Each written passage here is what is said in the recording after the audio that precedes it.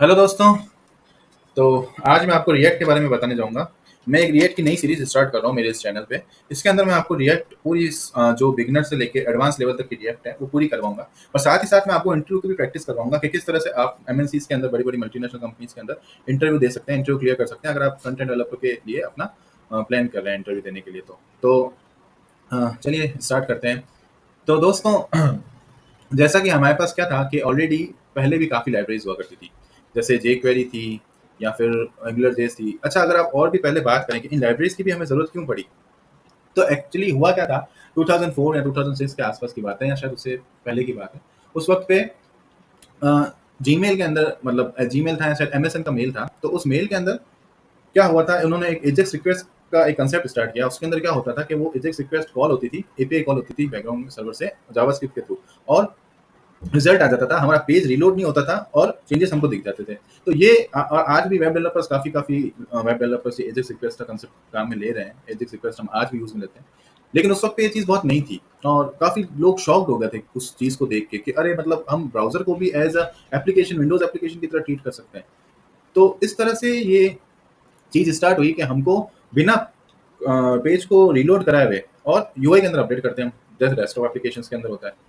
तो बस इसी दौड़ के अंदर पहले जेक्वेरी बनी, फिर पहले एजेक्स रिक्वेस्ट बनी, फिर जेक्वेरी बनी, फिर आते आते ऐसे करके रिएक्ट भी बन गई। और भी काफ़ी फ्रेमवर्क है आज की डेट में, व्यू भी है, एंगुलर भी है, बहुत सारी चीज़ें हैं।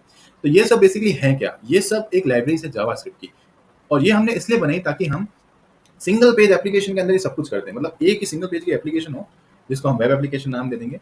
उसी एप्लीकेशन के अंदर सारे अपडेट कर देंगे, सारी राउटिंग भी कर देंगे, सब कुछ कर देंगे बिना पेज को रीलोड किए हुए। तो एक तरह से वो कैसे काम करेगी, डेस्कटॉप एप्लीकेशन की तरह। तो इस दौर के अंदर रिएक्ट आज के टाइम में सबसे पॉपुलर फ्रेमवर्क है, सबसे पॉपुलर लाइब्रेरी है, फ्रेमवर्क तो नहीं कह सकते। तो रिएक्ट आज के टाइम में सबसे पॉपुलर लाइब्रेरी है, जो कि हमें फैसिलिटी प्रोवाइड करवाती है कि हम फ्रंट एंड की चीज़ों को डायनामिकली मैनेज कर सकते हैं बिना पेज को रीलोड किए हुए। अच्छा ठीक है। अच्छा, ये बनाई किसने थी, फेसबुक ने। ठीक है, फेसबुक ने बनाई, उसको भी ऐसी क्या नीड पड़ी होगी कि उसने ये लाइब्रेरी बना दी पूरी की पूरी।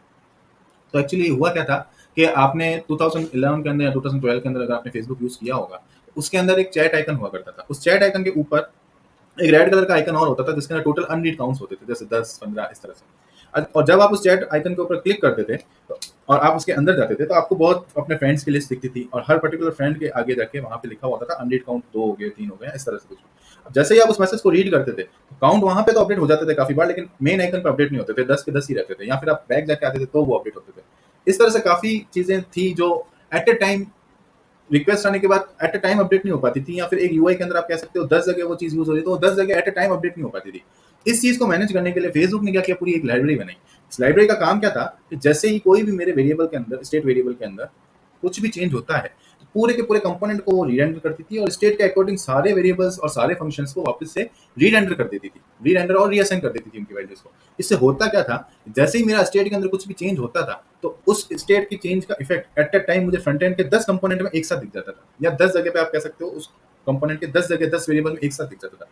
एक साथ सारे अपडेट हो जाते थे, पूरा पूरा कंपोनेंट रीरेंडर होता था इंटरनली, और सारे के सारे मेरे जितने भी वेरिएबल्स हैं उनको वैल्यू रीअसाइन हो जाती थी। इससे होता क्या था कि पेज रीलोड भी नहीं होता था, सिंगल पेज के अंदर सब कुछ मैनेज हो जाता था। सर्वर से बात हो जाती थी डायरेक्टली। और आप इसका एक एग्जांपल लेंगे तो एपीआई मैंने कॉल की, जैसे एपीआई मैंने कॉल की, और सपोज कीजिए मैंने एक एपीआई कॉल करी कार्ट के लिए, जो मेरा एक प्रोडक्ट है, मेरी ई कॉमर्स वेबसाइट है, उसके अंदर मुझे यूजर का कार्ट की डिटेल निकालनी है। तो मैं जैसे एपीआई कॉल करी, तो मेरे पास कार्ट की डिटेल आ गई, और कार्ट के अंदर जितने उसके आइटम का काउंट था वो हाथों हाथ अगर 10 जगह दिख रहा है मेरी यूआई में, तो 10 जगह एक साथ अपडेट हो जाता था और सब जगह एक सिमिलर मेरे को इफेक्ट दिखता था उसका। तो रिएक्ट लाइब्रेरी ने क्या काम किया, इसने कहा कि मैं फ्रंट एंड को अपने हिसाब से इफिशिएंटली मैनेज कर दूंगी, आप बस मुझे स्टेट बना के दे दो।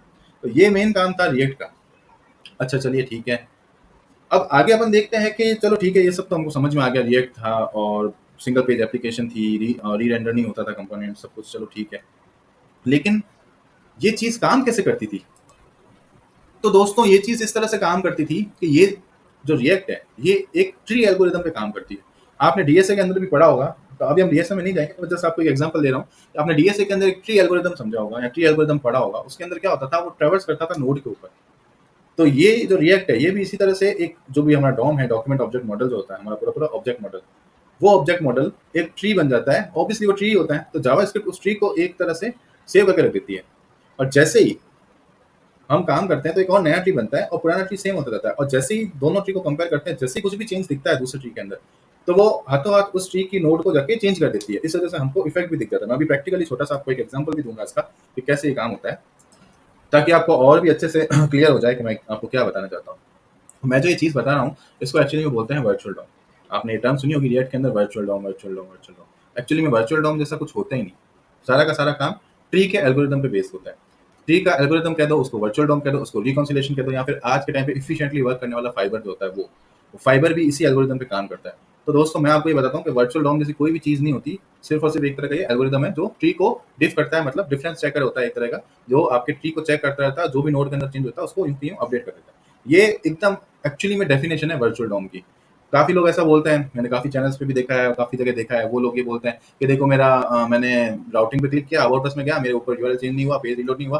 क्यों? क्योंकि वर्चुअल डॉम के जैसे हो रहा है। एक्चुअली में ऐसा कुछ भी नहीं होता, ये सब मतलब अब उन्होंने जैसा पढ़ा, उन्होंने आपको वैसा पढ़ाया, बट मैं जो एक्चुअल चीज़ है आपको वो चीज़ बता रहा हूँ कि ये इस तरह से काम नहीं करता है। वर्चुअल डॉम का मतलब ये होता है कि जो ट्री होता है उसको ऑलरेडी सेव कर देते हैं और फिर नया ट्री होता है, नया ट्री के साथ उसको कंपेयर करते हैं। जैसे ही नोड के अंदर कुछ चेंज होता है तो वो हाथों-हाथ पूरे-पूरे ट्री को, उस नोड को चेंज कर देता है, बट ट्री को चेंज नहीं करता। तो ये एक तरह का पूरा एक वर्चुअल ट्री होता है जिसको अपन वर्चुअल डॉम भी कहते हैं। तो चलिए अब इसको छोटा-सा एक मैं आपको छोटा-सा प्रैक्टिकल तो नहीं कह सकते, बट एक प्रैक्टिकली कुछ समझाने की कोशिश करता हूँ, हो सकता है आपको वो चीज़ और क्लियर हो।